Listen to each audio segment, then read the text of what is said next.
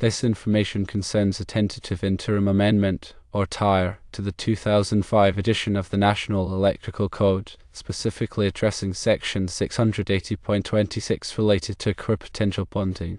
The reference for this TIA is 680.26 TIA 5.2, NFPA 70 SC 5.715, log number 821, with an effective date of August 18, 2005. This TIA revises subsections 680.26c and 680.26 cone.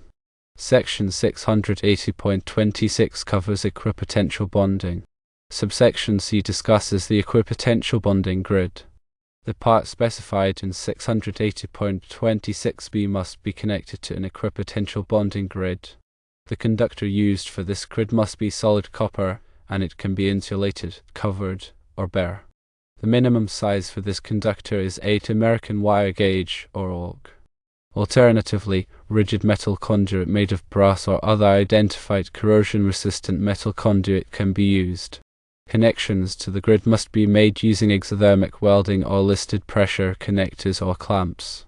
These connectors or clamps must be labeled as suitable for the purpose and be made of stainless steel, brass, copper, or copper alloy. The equipotential bonding grid should conform to the shape of the pool. It needs to extend within or under paved walking surfaces for 1 meter, which is approximately 3 feet horizontally beyond the inside walls of the pool. There is an exception to this requirement. The equipotential bonding grid is not required to be installed under the bottom of, or vertically along the walls of, vinyl-lined polymer wall pools, fiberglass composite pools, or other pools constructed of nonconductive materials. However, any metal parts of these pools, including metal structural supports, must still be bonded in accordance with 680.26b. For the purposes of this section, poured concrete, pneumatically applied, meaning sprayed concrete, and concrete block with painted or plastered coatings are considered conductive materials. Subsection 1 specifically addresses structural reinforcing steel. If the pool or deck is made of concrete and has structural reinforcing steel, and the reinforcing rods are bonded together by the usual seal tie wires or the equivalent, then that rebar acts as part of the bonding grid.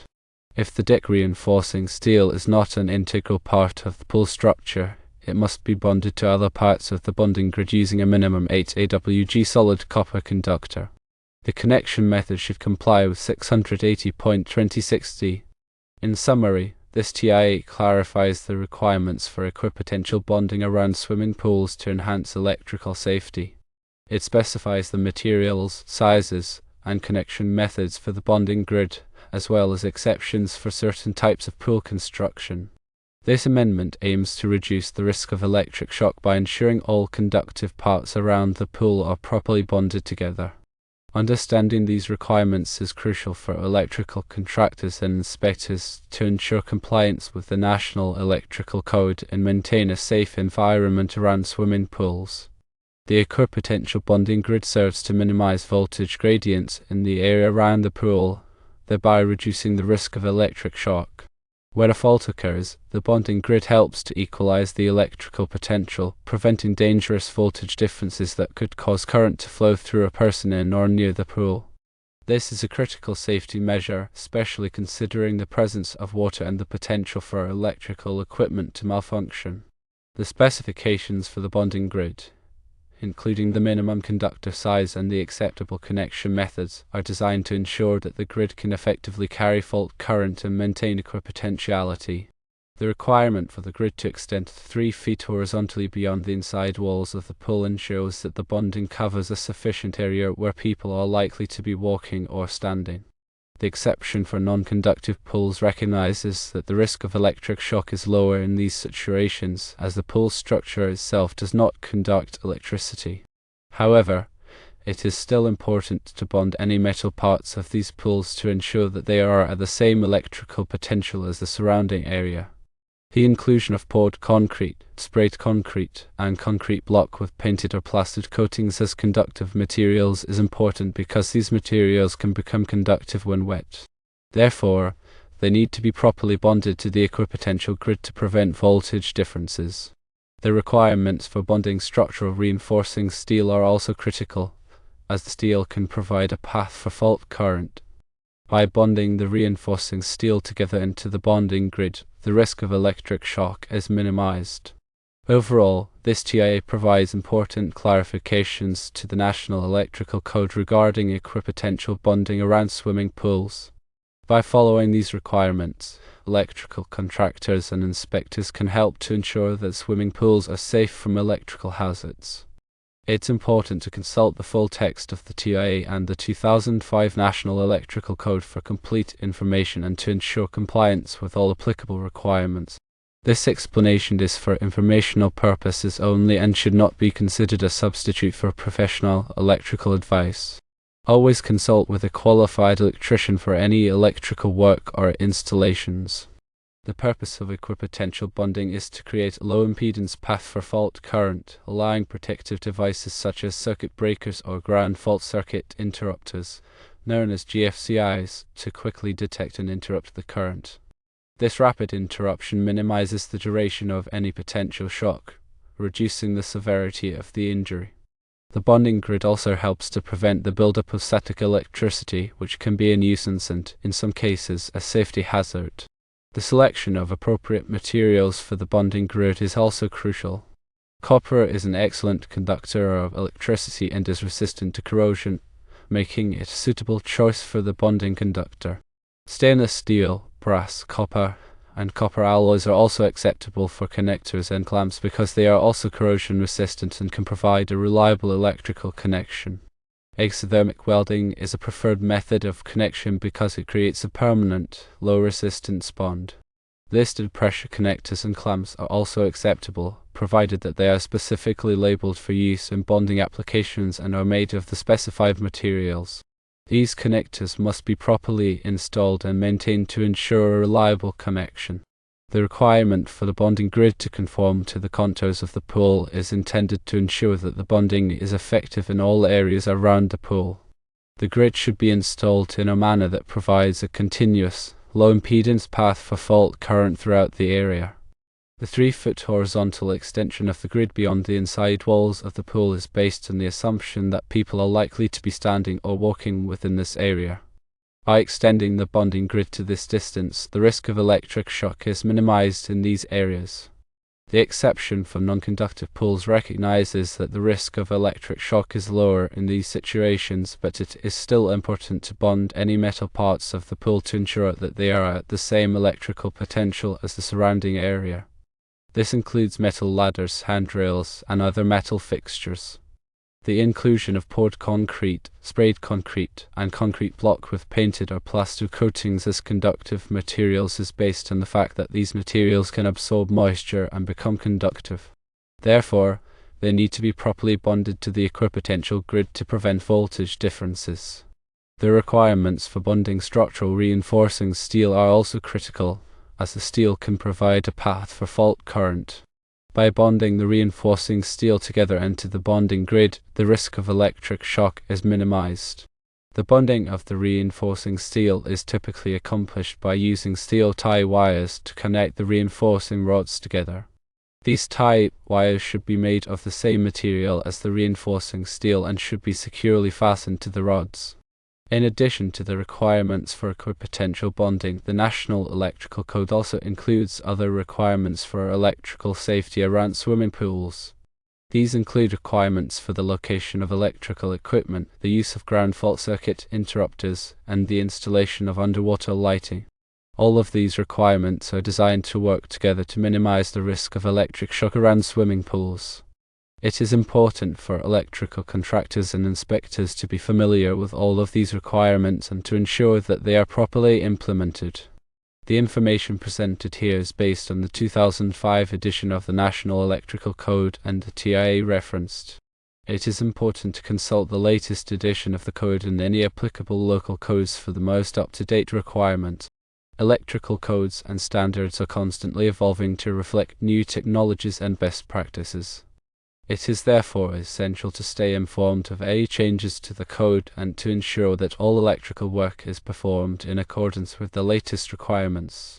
The proper installation and maintenance of electrical systems around swimming pools is critical for ensuring the safety of swimmers and others who use the pool area. By following the requirements of the National Electrical Code and other applicable codes and standards, electrical contractors and inspectors can help to prevent electrical accidents and injuries. In addition to the technical aspects of equipotential bonding, it is also important to consider the human factors involved. People who are in or around swimming pools may be wet, barefoot, and in contact with conductive surfaces. These factors increase the risk of electric shock. Therefore, it is essential to take all necessary precautions to minimize this risk. This includes ensuring that all electrical equipment is properly installed and maintained, that ground fault circuit interrupters are used where required, and that equipotential bonding is properly implemented. It also includes educating pool users about the risks of electric shock and how to avoid them. Pool owners should be encouraged to have their electrical systems inspected regularly by a qualified electrician and to promptly address any electrical problems. By working together, electrical contractors, inspectors, pool owners, and pool users can help to create a safe environment around swimming pools. The information provided here is intended to be a general overview of the requirements for equipotential bonding around swimming pools. It is not intended to be a substitute for professional electrical advice.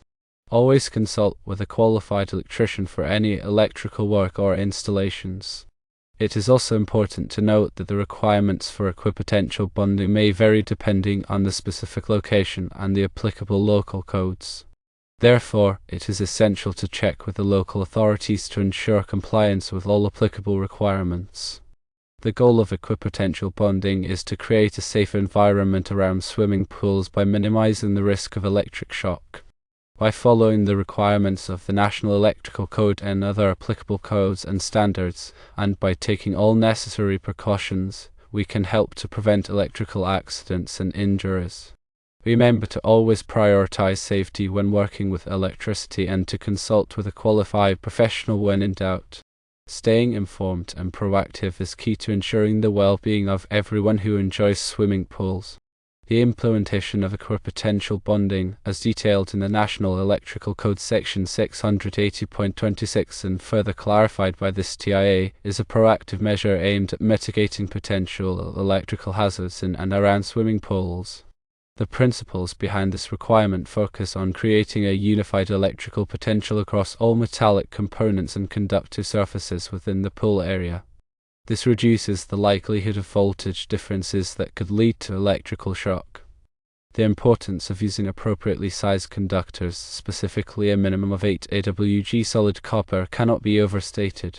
This gauge is chosen to ensure that the bonding grid can effectively carry fault currents back to the source, allowing overcurrent protection devices to operate and clear the fault quickly.